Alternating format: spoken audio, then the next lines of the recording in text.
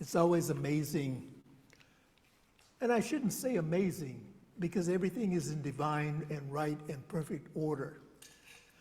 But it's amazing how, even though Amber and I don't collaborate always on the musical selection that is coming forth, it always ties in with the talk. And so thank you for that rendition of Make Me an Instrument of Your Peace. And what an appropriate time to put that out into the universe, to know that I am an instrument of God's peace. And so welcome to the Monterey Center for Spiritual Living. We're beginning our new year. Today is January 4th, 2026. And just to give you a little overview of how the global vision for science for Centers for Spiritual Living is unfolding this year.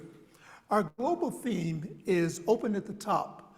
And so for the entire year, we will be developing our readings and our talks and our music around this idea of being open at the top. Ernest Holmes declared that the science of mind is a philosophy, a faith, a way of life.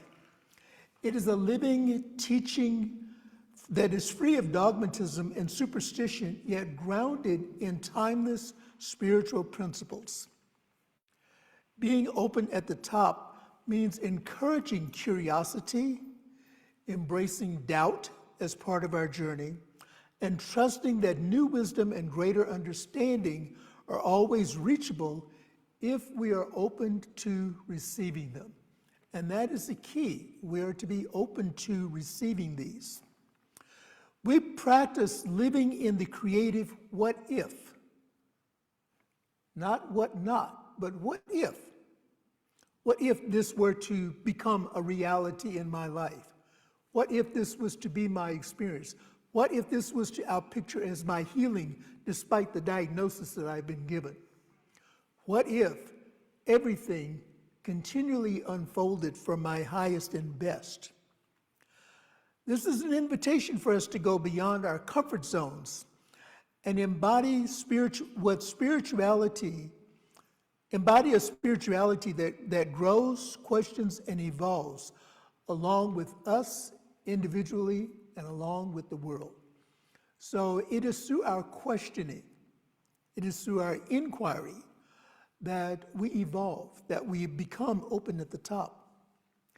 The spiritual meaning of being open at the top is to embody our Centers for Spiritual Living global vision, a world that works for everyone and all of creation, and I always add, right where they are. This is an invitation to live as one global family, honoring the interconnectedness of all life, embracing diversity and choosing love and connection over righteousness. It calls us to a personal responsibility and a social conscience to sustainable and just practices and to the joyful creative expression of spirit through all of us. And I want to insert here, there's conversation that is going on within Science of Mind and within some other traditional Christian teachings about liberation theology.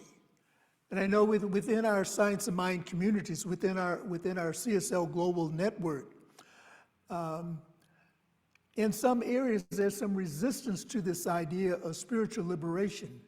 However, it has always been a part of spiritual teachings. You know, if we look at the teachings of the master teacher, Jesus, and in Science of Mind, we do our best to follow the teachings of Jesus, that Christ consciousness that lives within each and every one of us. And so liberation calls us to take a stand for what is right, what is spiritually important, what is spiritually nourishing to the world. And so as we look around in the world of effect today, we are being bombarded with news of what's happening in the world, especially the invasion of Venezuela by the United States. Let's address the elephant that is in the room.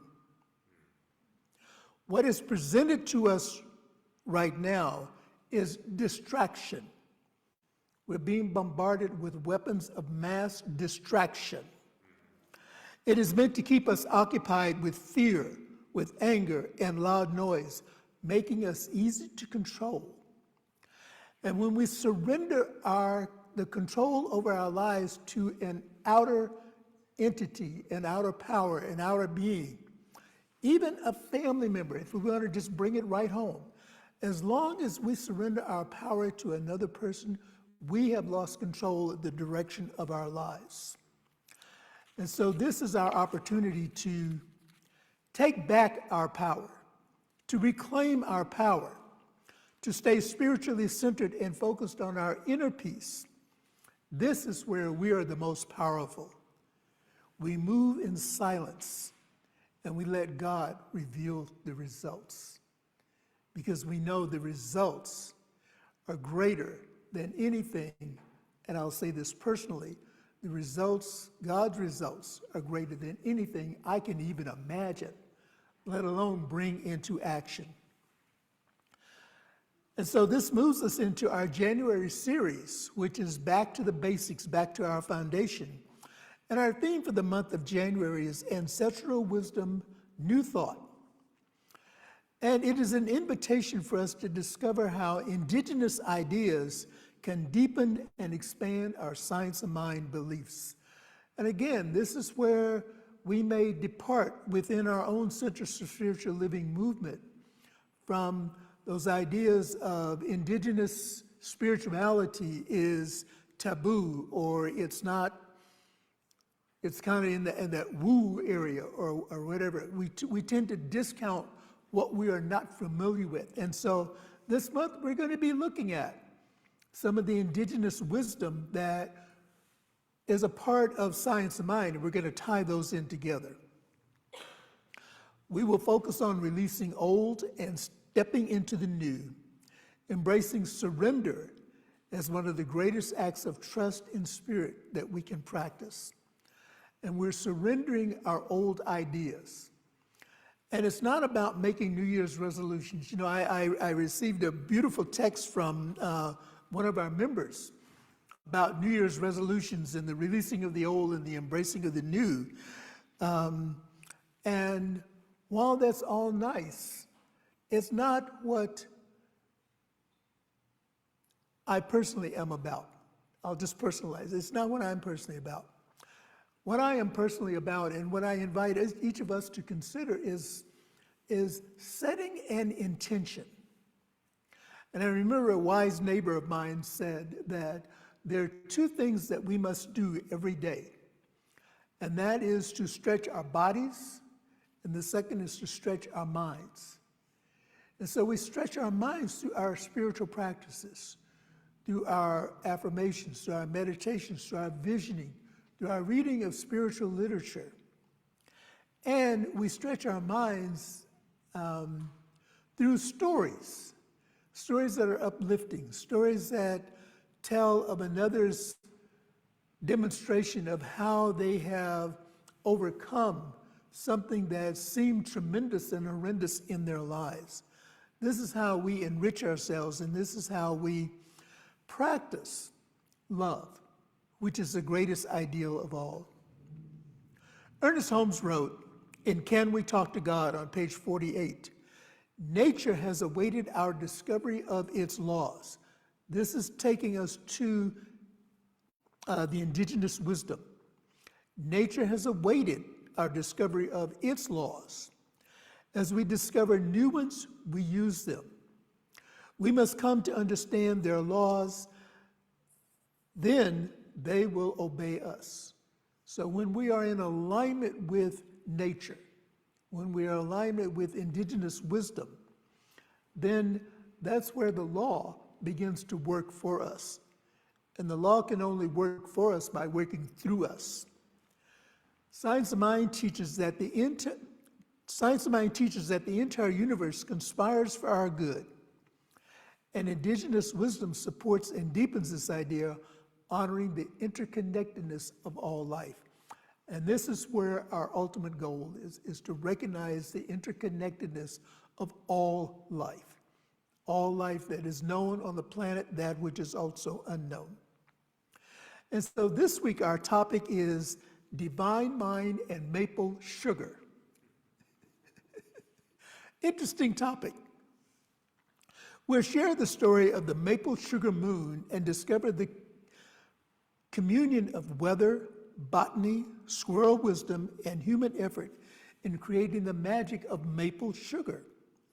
These activities illustrate how the universe is conspiring for the highest and the best for each of us right now.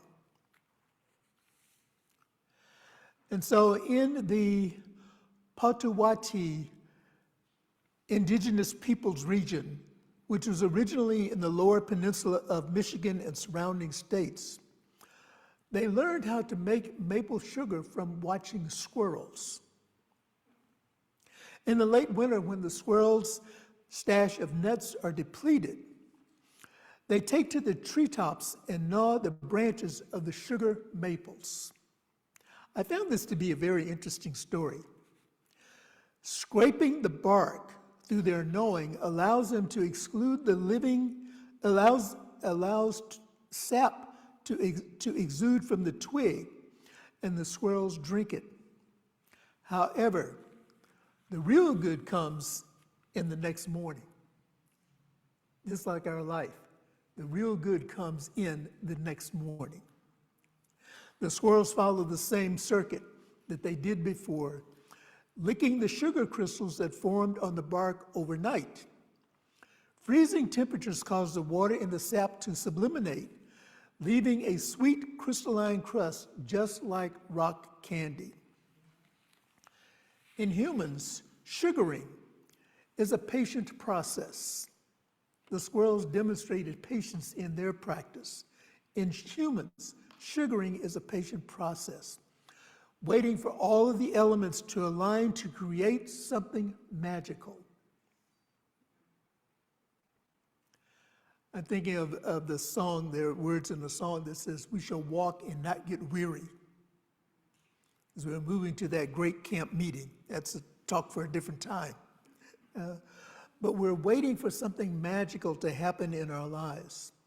And so for the sap to flow, a mix of warm days and freezing nights is required. Warm is relative, 35 to 45 degrees Fahrenheit, so that the sun melts the trunk's surface and the sap starts to flow inside of the tree. Plink, plink, plink. The sap is collected in large tubs. The water at the top of the sap freezes every night, and the ice is removed each morning. Night after night, the sap becomes more concentrated. And this is how Spirit works in our lives. Day after day, night after night, moment after moment, into the next moment. The concentration of God's love just deepens and thickens and inspires us to be the best that we are yet to be. Everyone, the people, the trees, the weather, even the squirrels, each plays a part in the unity that creates the wonder of maple sugar. And now we have the story. Or as there was a radio announcer that, I think it was Galen Drake, that would always share a story and it would say, now you have the rest of the story. And so this story is adapted from Val Kilmer Robin, Braiding Sweetgrass, Indigenous Wisdom, Scientific Knowledge, and the Teachings of Plants. And this is a book that we will be referring to throughout the month of January. In the Science of Mind textbook, Ernest Holmes wrote, "The mind which we discover within us is the mind that governs everything. This is the thing itself, and we should recognize its simplicity." And this is on page 340 in our Science of Mind textbook. The introduction to the Science of Mind textbook, also known as the first 4 chapters, we learn that the thing itself, a creative mind within which we all express, this is how God identifies, this is how this divine mind expresses or identifies God or the spiritual energy. This is how Holmes describes this spiritual energy as the thing itself. God is the one mind of which we are all a part. Each person is an individualized or unique expression of this mind. The thing itself is an aspect of this oneness in the divine, where we are fully supported. When we have a strong intention, the entire universe conspires to make it happen through the power of the law. And just by a show of hands, how many have had a demonstration in their lives where you have set an intention, and that intention was so clear and so much of a foundation of who you are that there was never a question in your mind that it was going to manifest. It just manifested. How many have had that experience? Yes, yes, yes, yes. The divine mind supports our individual desires and humanity's calling, as well as every part of creation. The same divine synchronicities that unfold in people's lives are also reflected through squirrels, trees, and even the weather. And of course, we're seeing the winter weather phenomena that is unique to our area, and new experiences, new forecasts, new predictions of things that we have never experienced here on the Monterey Peninsula, such as the tornado sightings that happened last month. That's something unique to this area. So there is always something happening in creation that pulls us out of our comfort zone, that pulls us out of that traditional or customary practice that we have. Okay, the rain is coming, I know I have to do this, this, and this. Oh yeah, you think so? Let me show you this. Let me offer this experience to you. Through this, we recognize synchronicities in the unity of all life. Our understanding of life expands, and we consciously recognize our connection with all of creation. While life supports us completely, we can also be part of the support that spreads outward. The law, this creative intelligence, rearranges the manifest world to create a path. It is important to remember that we are on this path in the manifest world. We are on this journey of awakening. We're on the path of not only self-discovery, we're on the path of continuing to recognize our interconnectedness with everything. When we choose to partner with the universe, it supports everything around us, from the vulnerable plant life to the health of water systems, and it encourages us to ask questions like, how do I express being a part of creation? And how am I being a point of synchronicity for all life? So I'll say those again. How do I experience being a part of all of creation? And how am I being a part of the synchronicity of all life?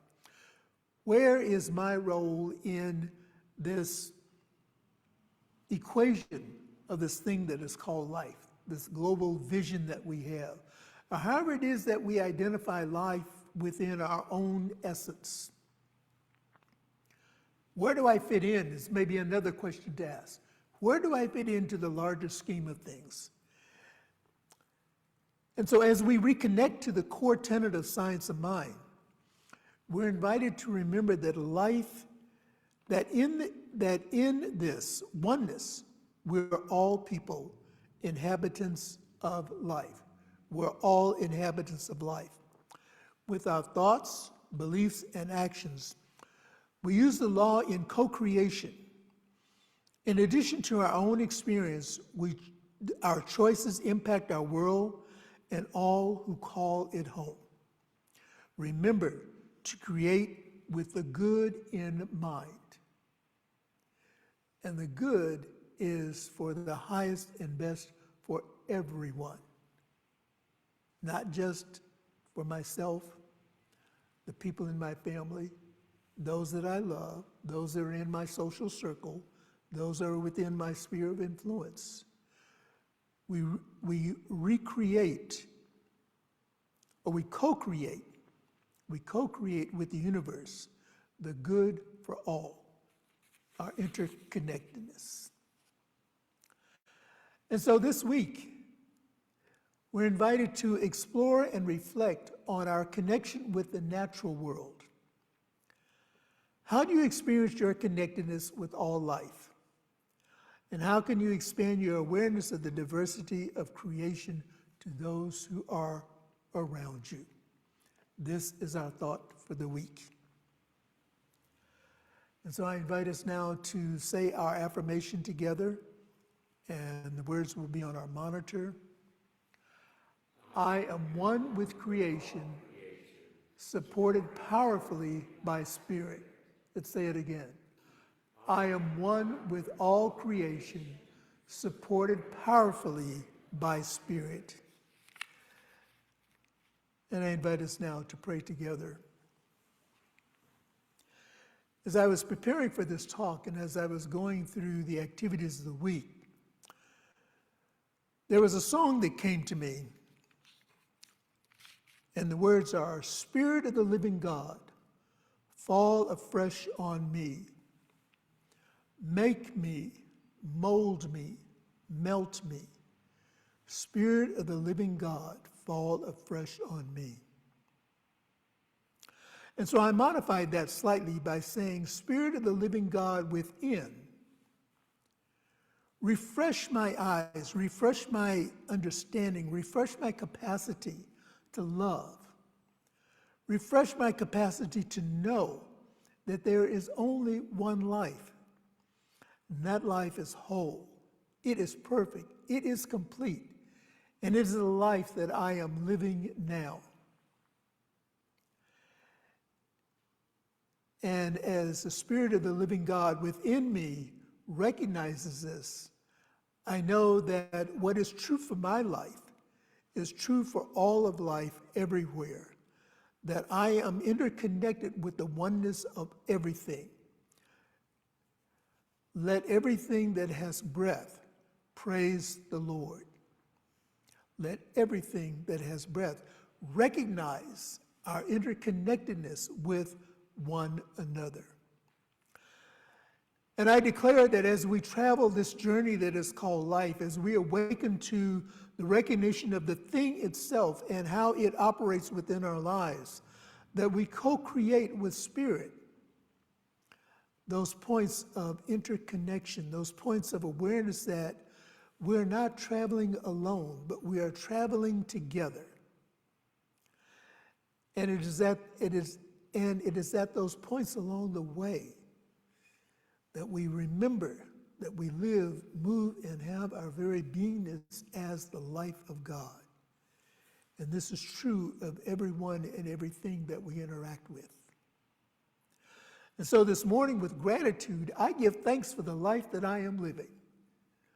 I give thanks for the goodness that shows up in my life moment by moment by moment. In those moments of despair, in those moments of questioning, in those moments of asking, am I good enough to do this?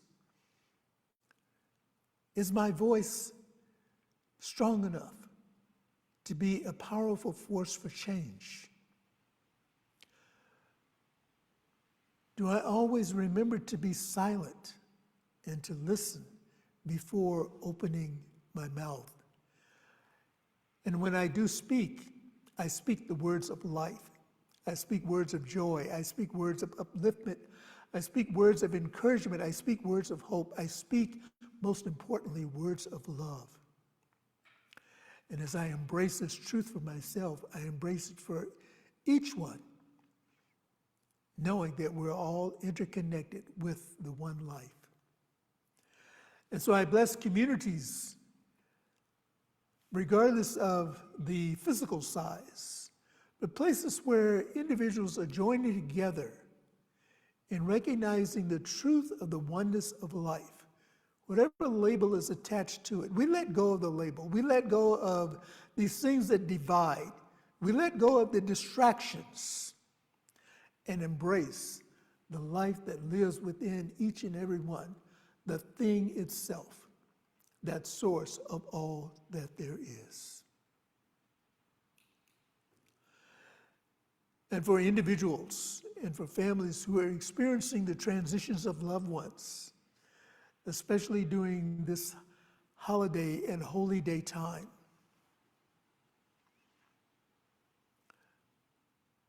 I speak my word for precious memories that bring a smile to their hearts and to their entire being, knowing that life is continuous beyond the physical.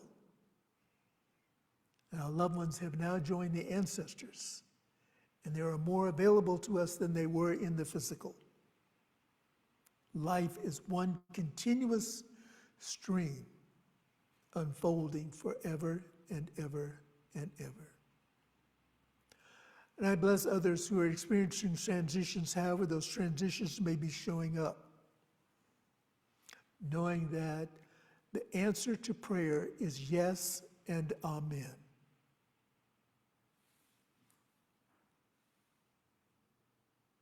And so in speaking these words into the universe, I know that my words must produce what I have declared. They cannot and will not return void. And so I let it go. I let it be. And I declare that it is done. And I invite you to affirm this with me by saying together, and so it is. And so it is. And now it is time for us to share our abundance through our tithes and our offerings. And just a word of continual gratitude for the way that we together collectively continue to support our spiritual center. And through your tithes and through your offerings, we're also tithe out into the larger community so that we are giving as well as receiving that exchange of energy. And we have an affirmation of abundance. I invite us to say together, I recognize the presence of God within as a source of my abundance. Out of my abundance consciousness flows everything I could desire in life. With gratitude and thanksgiving, I now participate in the flow of uninterrupted abundance. This prosperous experience is evidence of my abundance consciousness. And so there are ways to donate to our center, and for those who are viewing via our Facebook page or those who are joining us in our YouTube community, you may mail in your donations to our physical address, 400 West Franklin Street, Monterey, California, 93940. You may text to give at 831-246-9694, or you may donate online, montereycsl.org, donate, and we appreciate you and we thank you for your givingness and for your kindness. And for our Facebook family and our YouTube family, we invite you to join us next week as we continue our January series, Ancestral Wisdom New Thought. And our talk will be Circulation and Wild Strawberries, as we explore the law of circulation and the ever-givingness of the divine inspired by indigenous wisdom. We love you. We appreciate you. We thank God for you. And Happy New Year.